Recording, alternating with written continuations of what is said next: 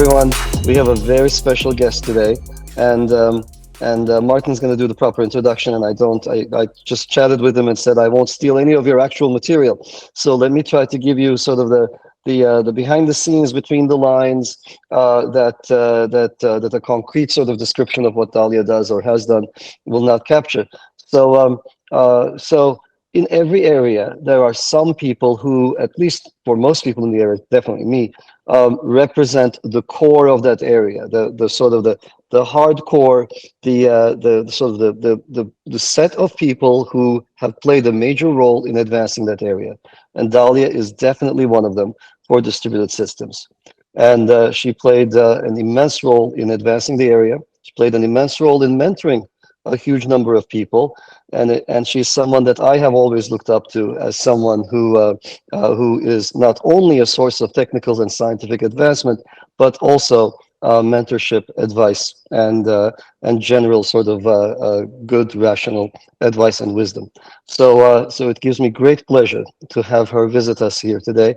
I'll turn it over to Martin, and of course, I'm dying to hear from Dahlia. Awesome. Yeah, oh Dahlia. boy, I better be good now.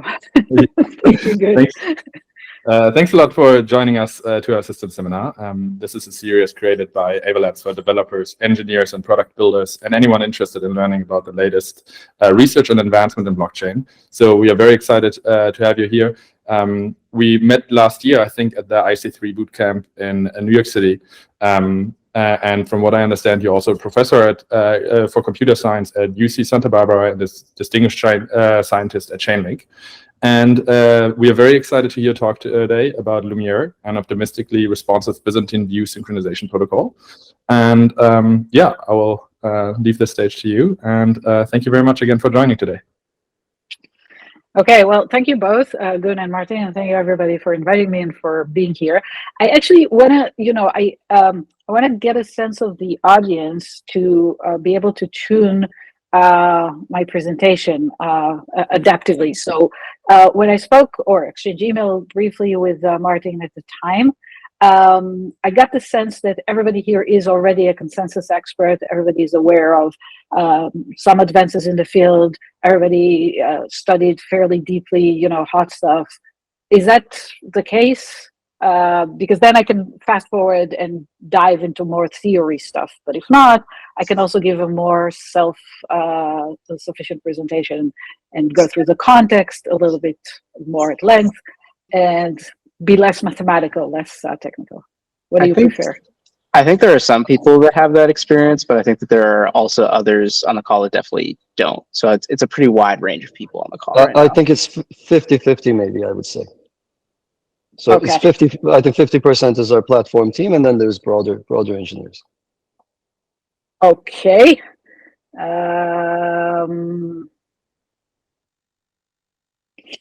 So let's see. Let me start. I may actually switch between two slide decks that I have and combine them, but let me get started. So it may end up being a talk that the last 20 minutes will be a little bit about Lumiere and less in depth and a little bit more about the context. Let me start. All right, so I will give you the synopsis of the Lumiere result for the experts. If you're not an expert, this first slide will be completely cryptic, but don't worry, I will go back and start at the beginning after this slide. But this is just a main takeaway in case you're an expert or in case you lose me later on. So for the first time, when we look at this core problem of synchronizing views in order to make BFT consensus live, we have a solution that then plugged into a BFT consensus protocol like Hot Stuff or others enables both an optimal worst case and an optimal optimistic case, best case optimistic case. And what I mean by worst case optimal, well, we know that you cannot solve Byzantine consensus in the worst case, even after the system has stabilized with, again, worst case, better than quadratic communication or n-squared messages. So this is what we achieve for the view synchronization as well. And that was not possible until recently. And in terms of latency, in the worst case, you're going to go through order n, really unlucky succession of leaders fail. And each one of them, you're going to incur the maximum delay that you're going to wait for that leader, which we denote by big delta. And so in the worst case, there will be linear times that you wait delta, or order n times delta. Again, this is theory. You're not going to get unlucky most of the time, but this is the theoretical worst case bound that we wanted to achieve.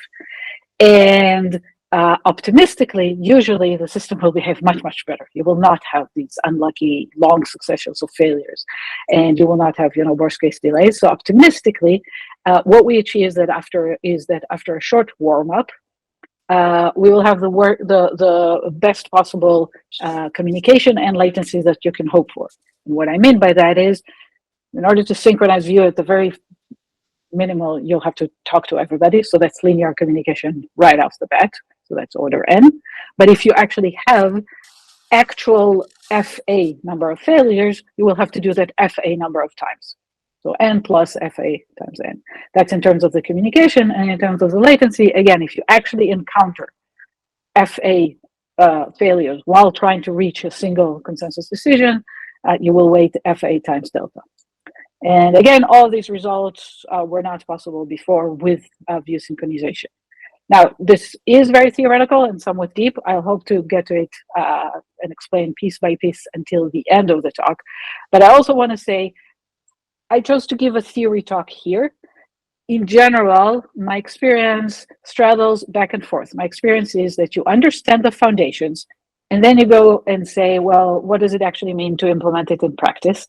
And these insights, these bounds, these worst case theory measures, these mathematics really informs the way you construct the systems. It doesn't mean that the system actually will have these characteristics, but it informs. So this is at least how I carried my career. Step by step, you advance the foundations, get some insights, and then go back and say, well, what actually happens in practice? And then you advance the practice. And then you go back and say, well, really, this measure was or wasn't as important, but actually there's a new challenge or things like that. So this talk will be more on the foundational side. Let's go back to the beginning.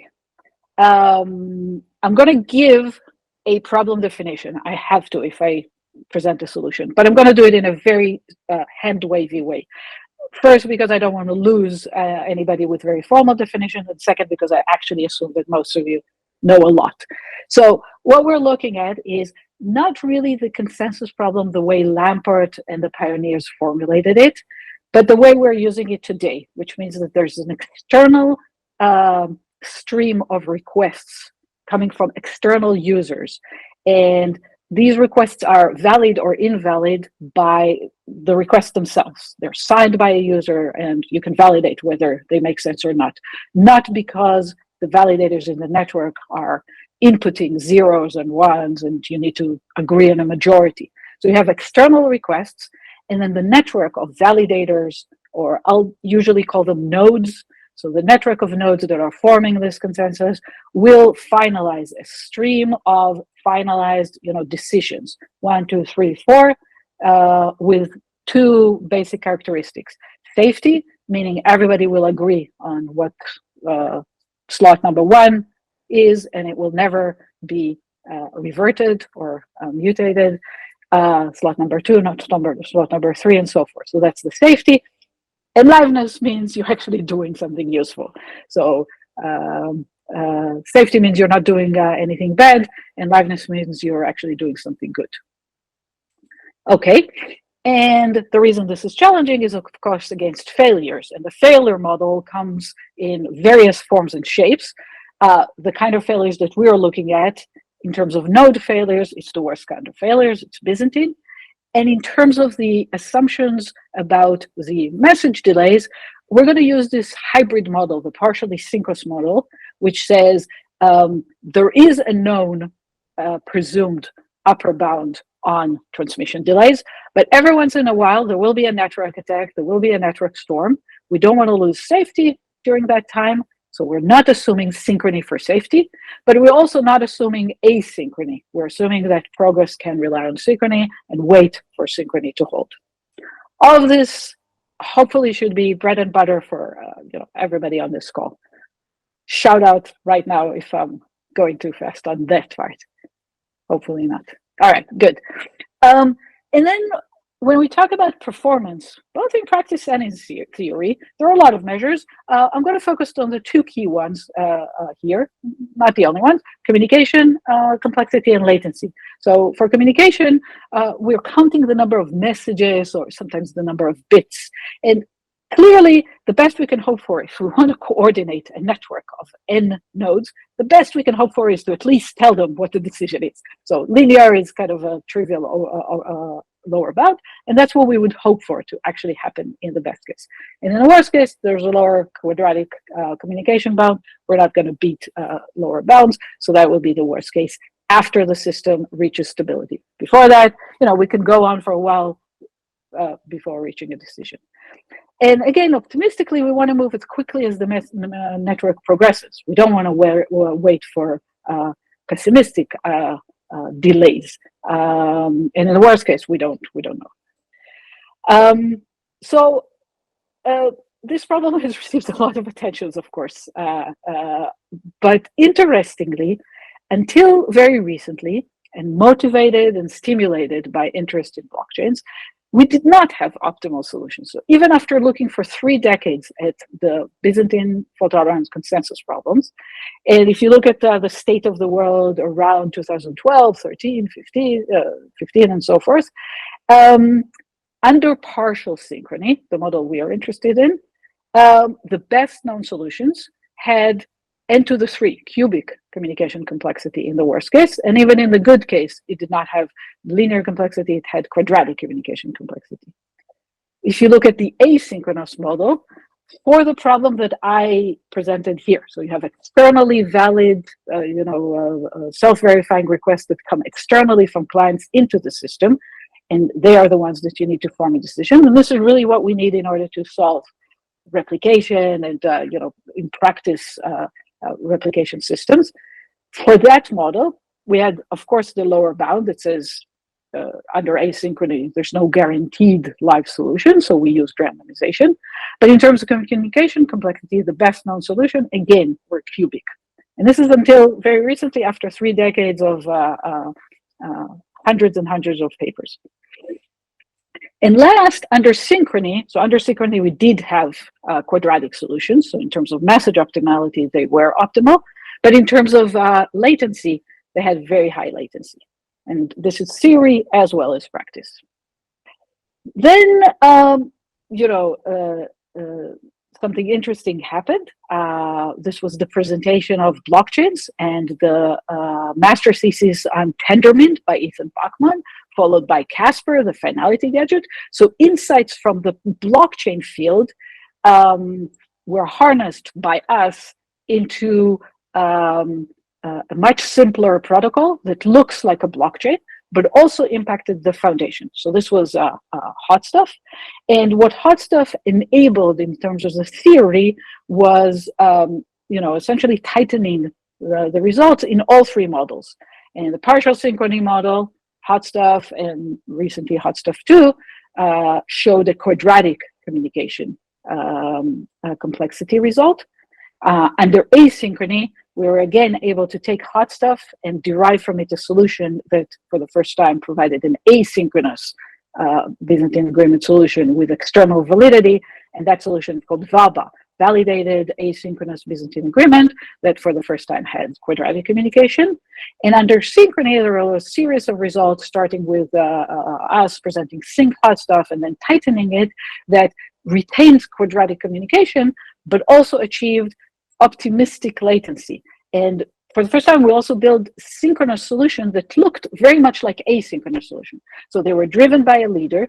They had the same insight. They were driven by a leader, view by view. Each instance, each iteration, a leader proposes. And then if the leader was correct, the solutions we proposed converged very, very quickly to a decision and did not use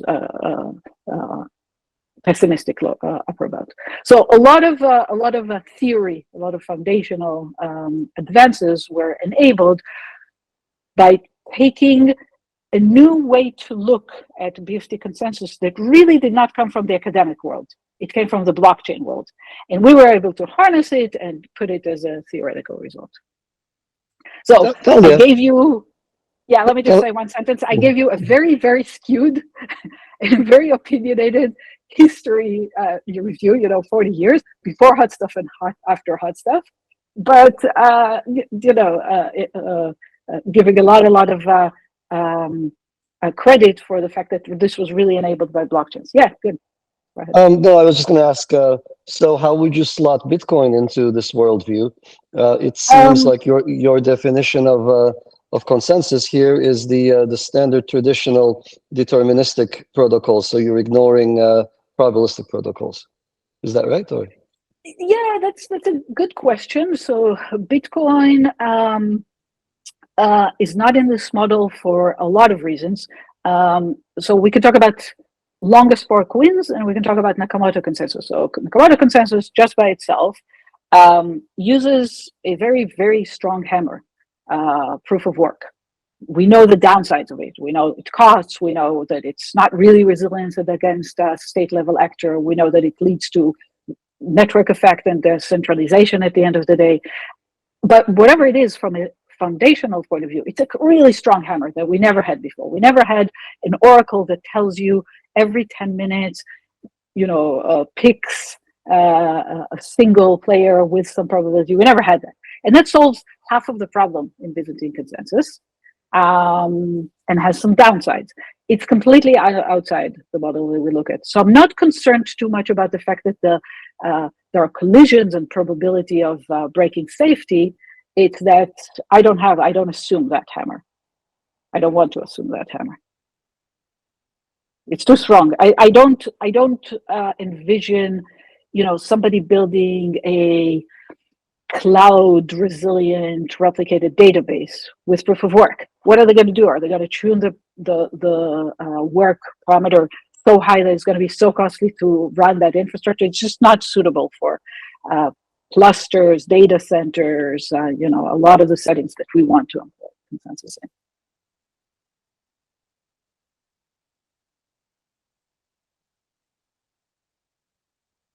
Any other questions?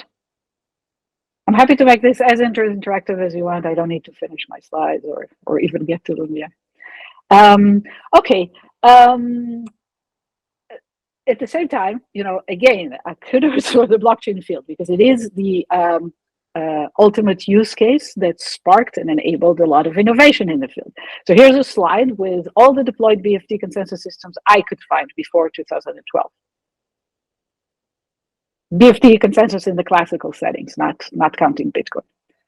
Okay, here's today. Now I only worked 5 minutes on this slide, so I didn't mean to insult anybody by not including their logo. If I spent, instead of 5 minutes, 15 minutes, I would have a slide full of icons, and even that would be just the tip of the iceberg. We have hundreds and hundreds of deployed blockchains that are essentially BFT consensus systems, and also other emerging use cases. So this is now, amazing state of the world where people really use BFT consensus to secure systems.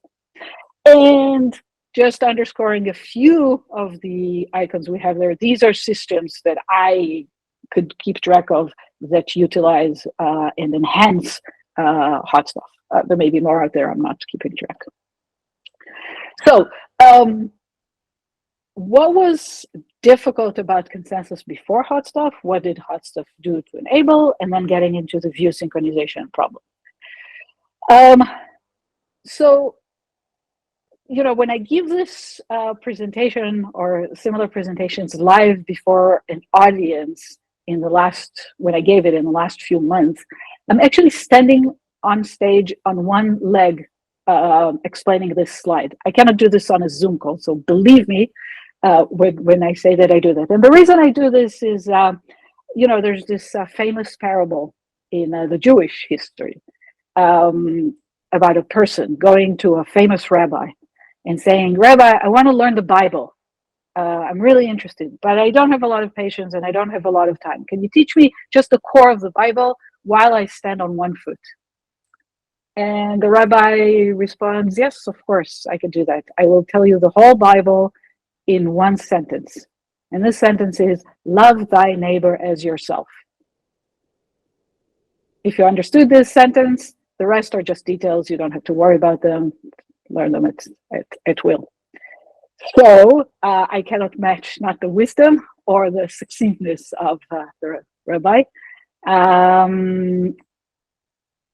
But here's the crux of what makes consensus in the partial synchrony model sophisticated or challenging. So the crux is, we're a distributed system. All of these protocols have the same recipe. They start with a known leader, and then they switch the leader time after time. So they give each leader a certain duration, give it a chance to pass a decision, to commit a decision. And then if nodes did not learn of this decision, at some point they time out, they give up, and move to the next leader. And this is where time and the assumption of synchrony kicks in. Eventually, when the system stabilizes, a correct leader will have enough time to pass a decision. The problem is the nodes in the system do not know whether they're before or after the system has stabilized. All they know is, did they receive a leader's proposal or not? And do they think that the commit has reached or not? And so some nodes may time out, others will not. It's a distributed system. So in the next view, the next leader has to ask all the nodes in the system whether a commit happened or not. It needs to gather this information, and based on this information, try to drive another decision, which could be the same one or not. And because we're in a Byzantine setting and nobody is going to trust the leader, somehow there has to be alignment between what the leader sees as a safe proposal and what the nodes see as a safe proposal. Originally, in the golden standard of BFT solution, PBFT, and all the protocols that which were derived from it, what the leader did was collect messages, collect as many messages as it could, cannot wait for everybody, but at some point it collects a set of messages and forward these messages to everybody else. So everybody would see the same set of messages that the leader did, and that was the leader justification why it proposes something safe. Forwarding these messages to everybody, justifying and verifying the justification is complex. It's complex both in a mathematical sense and in a English sense. In a mathematical sense, this was the crux of why these protocols had cubic communication complexity. They had to forward a lot of messages. And it's also sophisticated. Justifying and verifying this proof was the source of a lot of difficulty to developers and a lot of bugs. And if I scroll back to this slide, don't trust me, this is a picture taken from Jem Mickens, a Harvard professor, that said, this is what PBFT looks to him. A very complex protocol. He starts by, the leader sends a proposal, and then it gets complex and many steps and messages. So only the experts were able to get it, but even they often made mistakes. So this is the crux of the difficulty, replacing the leader in a safe way. And as I said, then came, I'm missing a slide here that I had in some other decks, so I'll just talk through it. Then came Tendermint and emphasized in the blockchain field that leader replacement should be much smoother, because we want to replace leaders to be fair, because we want to incentivize miners to become proposers, and this should be routinely done. And so Tendermint offered a leader replacement regime that was much simpler. It wasn't more communication efficient. It was still quadratic. So the total worst case communication was still cubic. It wasn't more efficient. It was just simpler. And so what we did in Hot Stuff was put the two together, the simplicity and the linearity, and presented optimal solutions.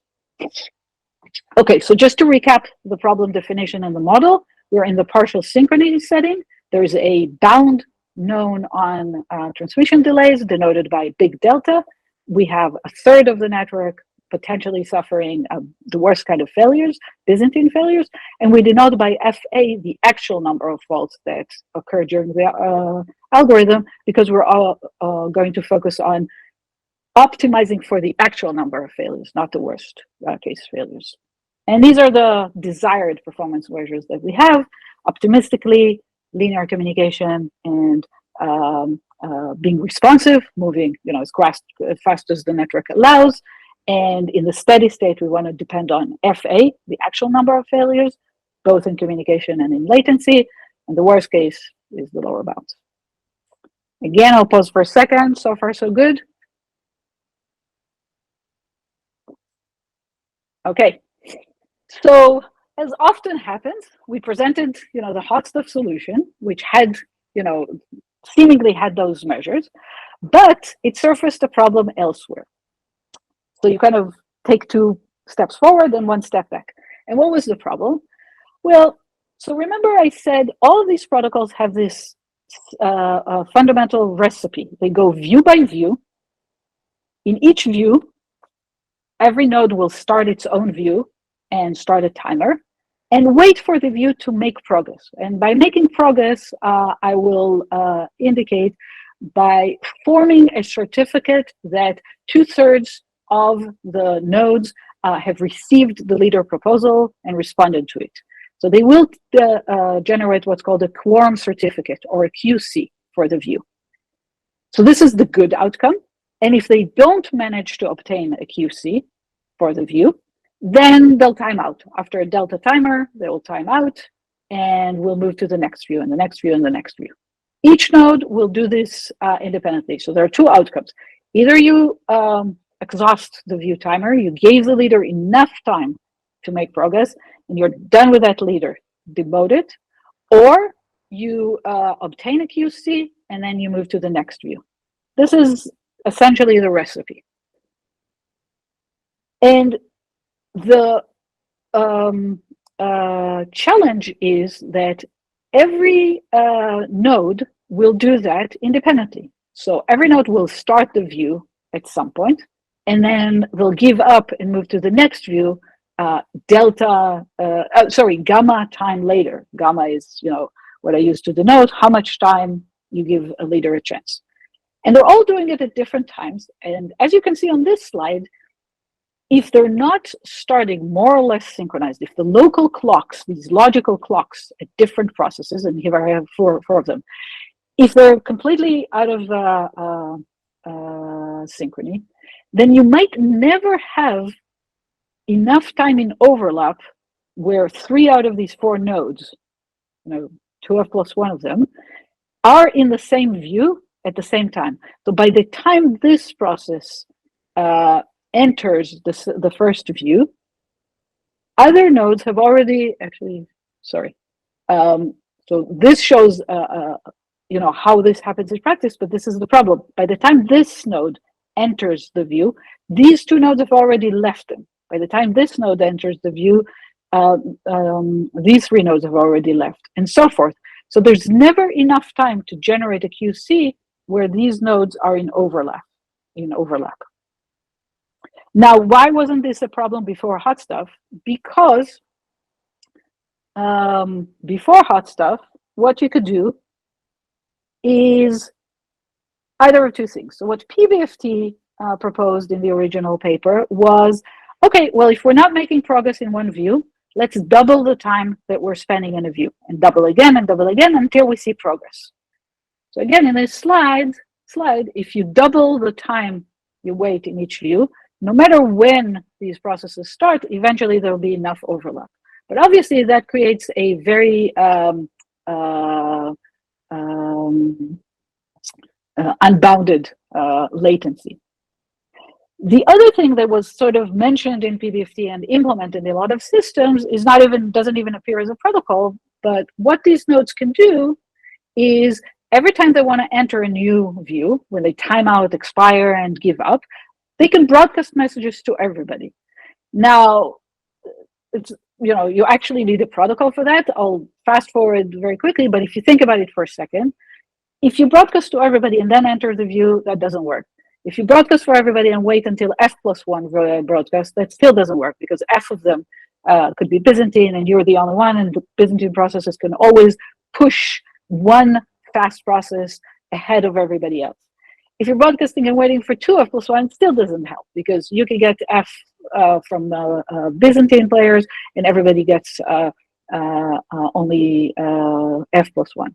So simple solutions don't work, but a two-step protocol where everybody's broadcasting, everybody's waiting for f+1. As soon as they get f+1, they echo it, and then they wait for 2f+1 and actually enter the view. That's a simple two-step solution that synchronizes the views. And now you're in this state. Everybody is entering their views more or less at the same time. Not exactly, it's still a distributed system, but within a bounded delay. And then if you set gamma to be enough such that there's some gap between the honest processes, but there's enough overlap for all of them to generate a QC, then you get liveness. But again, we fall back to a component of the protocol that doesn't have to do anything with the leader proposal or the votes, that has quadratic communication. And in the worst case, a succession of views will get you back to the cubic communication complexity. So the latency is good, and it does synchronize, but the communication complexity is very high. Before hot stuff, this was not a problem because the view itself had a quadratic protocol. So you spend another quadratic all-to-all protocol in order to synchronize views. So we've underscored this problem, the Byzantine view synchronization problem, in a paper called Cogsworth in 2019. And we offered a solution that improved the measures somewhat. I'm not going to go through the details, but you can see the worst case is still not there. It just improves on the steady state communication and latency somewhat. But it actually was worse in terms of latency. So this is a problem that we've set out to solve when working on Lumiere. So the first advance came from two groups that work simultaneously. The first one was a paper called Rare Sync. This was by Sivit, Geraoui, and a bunch of other papers and other co-authors. This was a paper from 2022 that showed the first solution that had optimal quadratic communication, as well as optimal worst case latency. So they solved and they optimized for the worst case. And the solution, the intuition was very simple. So they took this all-to-all synchronization mechanism. Okay, it's a two-step all-to-all. It spans quadratic communication, but they do it only once. They don't do it every time you advance the view. So they've divided history into epochs. Each epoch had order n views. Actually, f+1 is enough. Only epochs are synchronized by the nodes, and advancing into views within each epoch is done independently by each node, just using real time. So what they do is they all synchronize at the beginning of an epoch.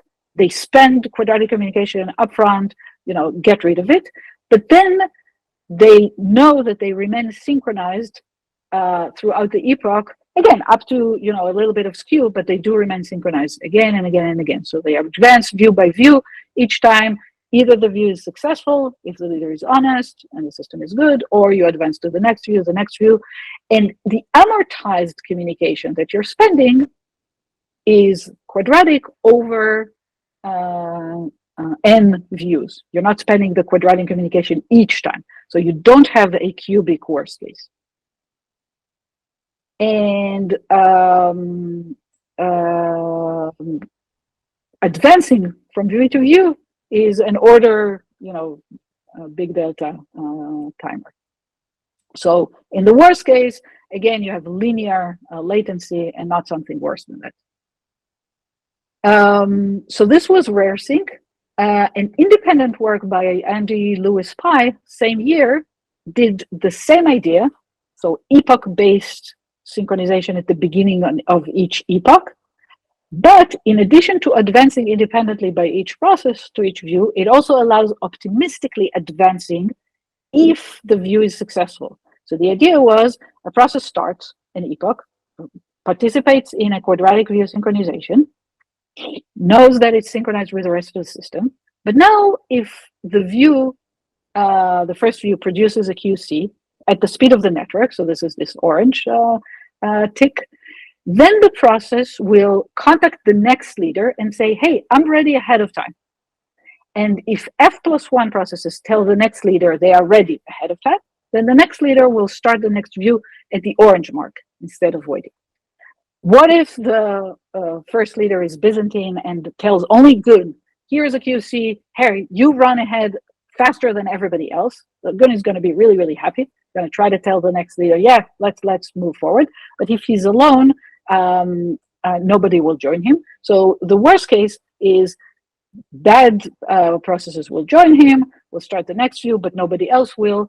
And so in the worst case, some processes will be ahead in the next view, some processes in the previous view, but that's in any case something that the little bit of skewness allows, but they won't be able to form a QC again, so there'll be enough overlap between these two views.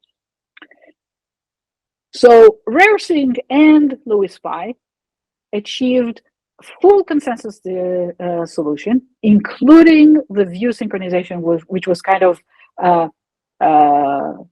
swept under the rug and wasn't noticed until now. So the entire consensus solution has a worst case n-squared communication. However, even in a best case, even after the system has stabilized, the worst case communication is also n-squared. You don't have any optimistic case. And the worst case latency is linear, which is the best we can hope for. But again, also after the system is stabilized, even if there are no faults, there will be linear communication. So the problem that remained was, look again at LewisPy or RareSync, which doesn't even try to be optimal. Suppose we started an epoch. There were good leaders, one after the other, in E and E+1 and E+2. So we get these consensus decisions very quickly. But then there's a single failure. When there's a single failure on, let's say, the third leader, then you have to wait all of these predetermined time marks. So all of a sudden, you run the system. It was running very, very well. There's a single failure, and you encounter, after K good views, and you encounter K latency. In a practical system, on paper, this actually doesn't look too bad. But in a practical system, imagine you have 100 nodes. One single failure means that you have to wait 99, or 99 minus K, worst case timeouts, these gamma timeouts that are each, think 12 seconds Ethereum, views. You have to wait 99 times that. And that is in the modest system of 100 nodes. And I think that in Ava Labs, you have systems of much, much greater scale. So we're still not at a practical solution, even though I do want to pause for a second and emphasize that, again, 2022, 40 years, exactly 40 years after the original Byzantine consensus problem was formulated, a little less than 40 years after DLS presented their first partial synchrony solution, finally you have a solution that is really quadratic and live. So quite exciting. And enter Lumiere. So what do we do in Lumiere? So based on RareSync and, okay, so let me first say, the algorithm is going to be very simple. I'm going to introduce two simple modifications to RareSync / LewisPy, just more observations than real algorithmic changes, and that's it. The analysis is quite involved. So this is the case where I personally, this is the kind of algorithms that I like. They're not trivial. Analyzing them and proving them correct is far, far from trivial. But the algorithm itself, in terms of building it, in terms of maintaining it, in terms of optimizing it, is extremely, extremely simple. It's not much. It's not more difficult than RareSync. So the basic version of Lumiere simply gets rid of the this phenomenon, the phenomenon that when a failure occurs, the only thing you can do is wait for the pre-synchronized slot. So how do we do that? So every time a process receives successfully, every time a node receives successfully one QC and wants to move quickly, it brings the entire system, the entire world with it. And what it does, the observation we had, is that it's enough to do linear view synchronization at this point. So first of all, we start by all-to-all epoch synchronization. We're not optimizing, we're not getting rid of the quadratic communication yet at the beginning of an epoch. But as soon as we want to move fast, remember, good is our fast node, potentially by a Byzantine leader generating a QC. It's going to use the next leader to bring everybody with it. So it's going to wait until F+1 send a message to the next leader. And then the leader is going to tell everybody, come with me to the next view, and wait until it has 2 F+1 votes, and then start the next view. So the whole timeline is shifted back, not just the next view. All of the next timers are going to shift back to the fast process. And the tricky thing is you only do it with the next leader. You don't have to succeed in it because you only care about the happy path here. So this is going to be completely linear communication. F+1 processes contact the next leader, the leader contacts everybody, everybody votes. All of this is linear. So you do it once per view, and you're still not spending more than linear communication per view. And now you shifted your timeline backwards. And so if there's a failure, you just have to wait till the next timeline. You don't have accumulated failures. Do I have a slide that shows this? No. So yeah, if this happens again and again and again, or even the first time, you just have to wait for the next world. So again, in terms of the protocol, all-to-all broadcast at the beginning of an epoch. And then when you have a non-epoch, when you get a QC, when you see that the leader proposal generated a quorum certificate, then you send a view message to the next leader, wait for F+1 view responses, and adjust your epoch timer to start now. Extremely simple change, extremely simple observation, and even the analysis so far is not difficult at all. So this is the basic version of Lumiere, but we were still not happy about this, about the fact that even after the system is synchronous and no failures occur, every epoch we have to stop and spend quadratic communication. In a very scalable system, this is a big hurdle. We were not happy with that. Okay, so what we did achieve is we remained worst case optimal. We remained latency worst case optimal. But what we have introduced is that after the system did stabilize and we're in a synchronous execution, we only have to wait latency that depends on the actual number of failures, not the worst case failures, with a simple trick. The remaining change is to get rid of the all-to-all synchronization. I'm going to go through it just at a high level and spend a few minutes and then stop for questions. That will be it.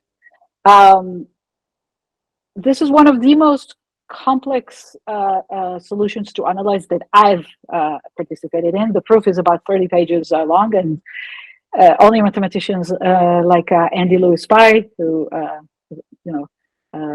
as a collaborator here, was able to produce such a proof.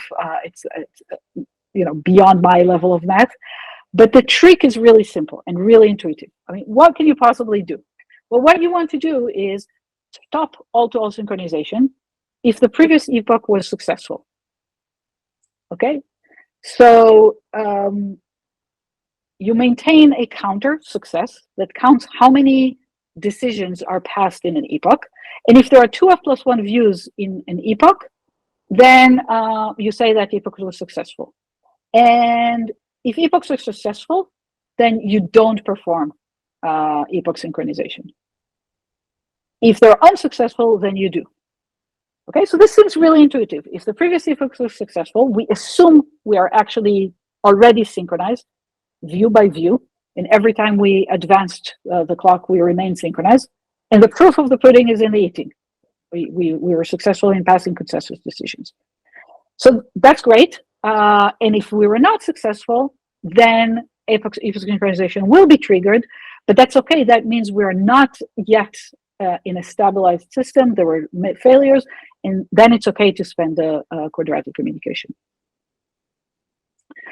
Different nodes may have different views on what this success parameter is. But again, this is okay. If any node thinks that the previous epoch is successful, any honest node, then it was successful. There was actually decisions. Not everybody may know it, but there was progress. And then it's okay for that node not to participate in the epoch synchronization. Eventually, everybody will come along to the next view and the next view and the next view. So I'll stop here for a question. Go ahead. So if we go back one second, is this where gamma is actually set then? Because like up to this point, we've kind of assumed that like, you know, like the network, you don't actually know the latency of like messages, right? But you have these timeouts that are of gamma length. So is this the point in time that gamma would be, you know, changed, increased, or decreased to kind of maintain that? So that's a great question. So far in my slides, gamma was constant, but you're right, gamma cannot be constant. Actually, to make this work and to completely get rid of epoch synchronization, you have to adjust gamma. And what you do is you wait until, you try an epoch, you wait until see if it's successful. If it's unsuccessful, you're going to increase gamma by a little bit and do an epoch synchronization again and again. And you can put, in practice, you put a cap on how much you increase gamma, because there are two reasons why you might be unsuccessful. Either you've set gamma to be too aggressive, or the network is currently suffering an asynchronous storm. So you don't want to increase the gamma to 100 years and be stuck. But you want to have a little range to play with it and go back and forth. As soon as you succeed, you can scale back gamma to a more, again, aggressive timer and see what happens. But the point is that once you do have gamma set correctly, you can stop synchronizing. So, so the new challenge now is indeed guaranteeing that you have success even when the epochs are synchronized or unsynchronized. And the problem is that you're using success now as the measure to tell you whether you are synchronized or not. And you're not playing with gamma, not playing with epoch synchronization if you have enough successes.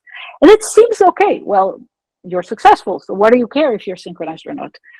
And here, there's a little bit of subtlety. So we cannot hope to be more successful than 2f plus 1 views, right? Because you might actually have f Byzantine leaders. However, if you're only waiting for 2f plus 1 views to be successful, the bad leaders can, right? The bad leaders can, let me stay on this slide. The bad leaders can cause f of these views to be by bad leaders and essentially control half of the successes. And we don't want that.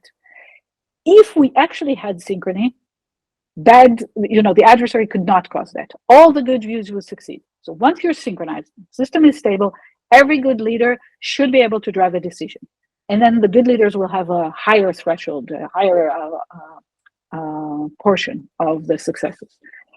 So the bad leaders can actually cause the system not to be synchronized, but the success to fool you and look like it's synchronized. And the solution is, again, algorithmically very simple, but to analyze this was a little bit involved. First of all, we let each leader drive two successive views instead of one. And we only advance the clock in one of these views, not the second one. And this guarantees that even if you're out of sync, while adjusting gamma correctly,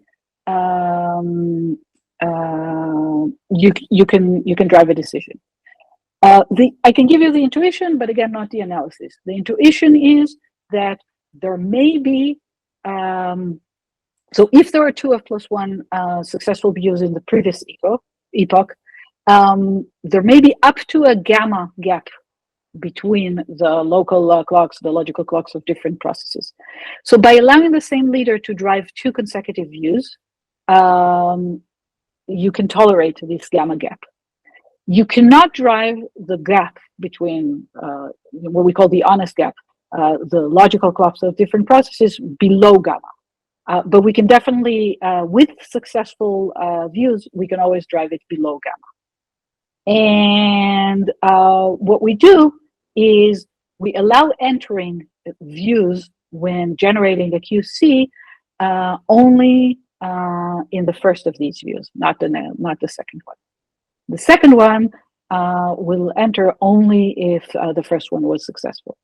So this allows the leader, on the one hand, the honest leader allows them to always generate a decision, and at the same time relies on this success measure, which guarantees to drive any kind of discrepancy between the local clocks to at most gamma. Otherwise, there would not be a success. So this is the intuition, and I'm gonna scroll back to reminding you what I had at the beginning. So essentially, this is the full protocol. It's not complex, and we've achieved optimality and made this entire row green. And for the first time, we actually have a full Byzantine view synchronization with these measures.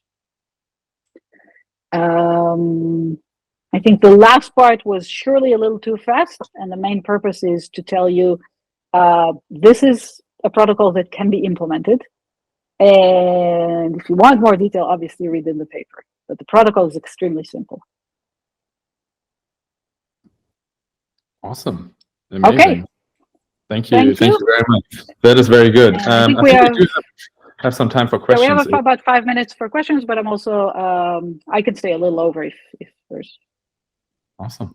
All right. Who wants to go first? I'll talk again. So this assumes, I believe, right, that like you have threshold signatures to reduce the communication complexity of the actual like quorum certificates, right? Like the QCs that you're passing, or are we talking as just like messages? No, this assumes that the consensus, so we wanted to make this independent of a particular consensus solution. And we express that as the formation of a QC, whatever that is for the core consensus. Okay. Yeah, that makes sense. So that means you made progress and you have a certificate that you can present to others and convince others somehow. Yeah. Yeah, go ahead. There was Patrick, I think. Yeah, thanks again for giving the presentation. Always a pleasure to listen to your talks and such. So I rarely get this opportunity because you're, with your view of like the future of where consensus can go. So you've achieved optimality across all these different dimensions. Now what? You done? You can hang out, or like where do you see it going, the research direction from here?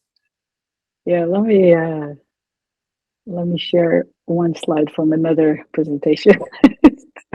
So yeah, I 20 years ago thought we did everything we could in consensus and solved all the problems, and I was proven wrong. It's very good for job security for those of us who are experts in consensus. That's not exactly an answer to your question. I still think that we are continuing to improve consensus. We probably will never stop. Some people are looking at parallel proposals. Some people are looking at, DAG-based protocols, or we are too. So I think the performance will always matter, and it's such a core enabler that it could be important. My vision of the field is that where the important problems lie is not in consensus anymore. So I actually think that coordinating network of nodes to do things that go beyond consensus and share information and share compute in a way that doesn't blindly replicate in all nodes exactly the same information transparently and exactly the same compute redundantly is the way we should go. I think that, I gave a little bit of context of how long it took the community to even accept the fact that Byzantine threats are real and that you can build secure system incentivized, by secure systems by incentives.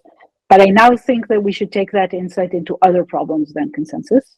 And advanced cryptographic methods will play a big role in creating actual fair exchanges, actual privacy preserving computations that are outside blockchains, that are not just blindly replicating them.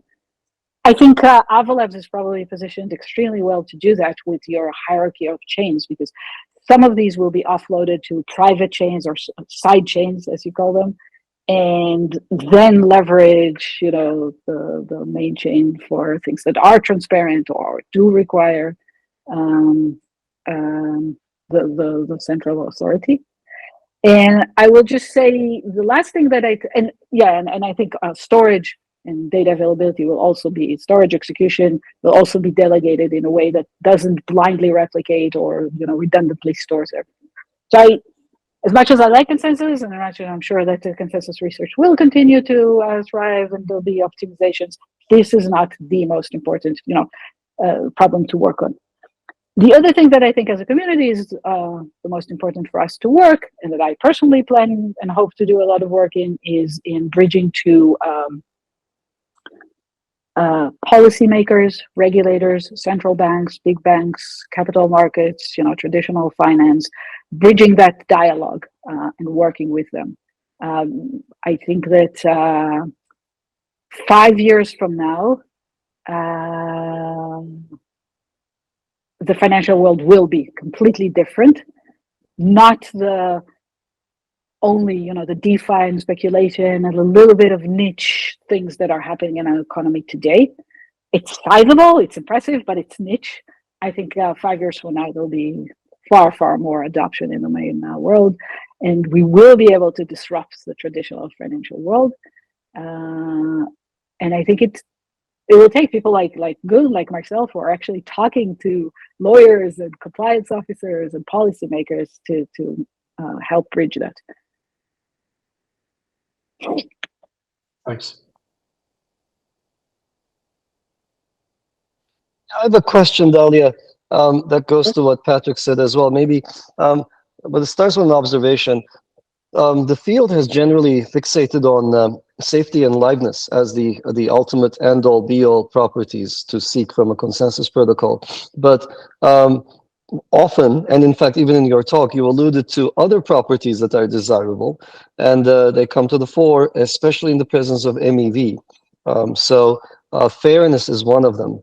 So have you done any analysis on the role that certain nodes can play? So through random perturbations, certain nodes will actually get to a position of privilege, and they might then be able to maintain that privilege forever after, and or cause grieving attacks on other selected nodes. So I wonder what the metrics are.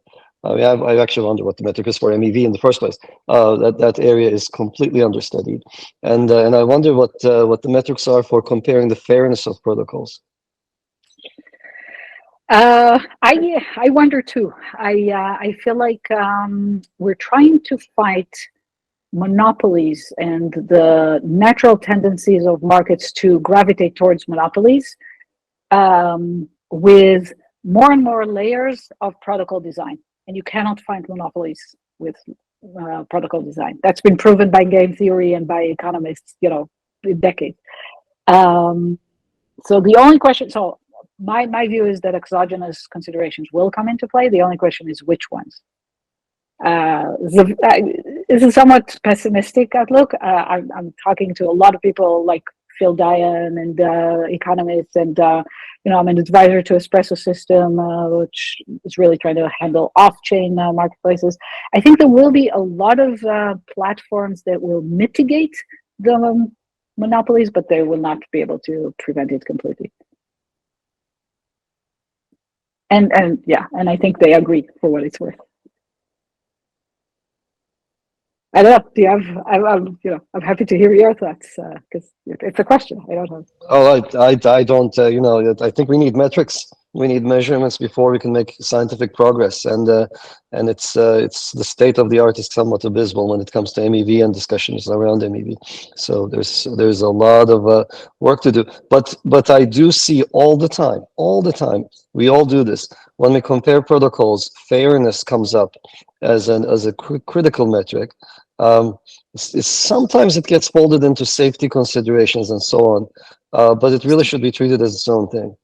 And so it's maybe high time. So I don't know. That's sort of my take on this. To elevate it as a primary consideration in protocol design. Yeah. I'm fairly pessimistic about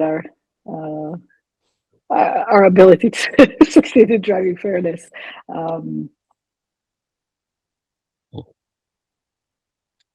Okay. Are there other questions? Shall we wrap up? We're over time. Yeah. Is there anyone? I don't see anyone. All right, then Dahlia, thank you very, very much for your talk today. It was really great having you on the system seminar.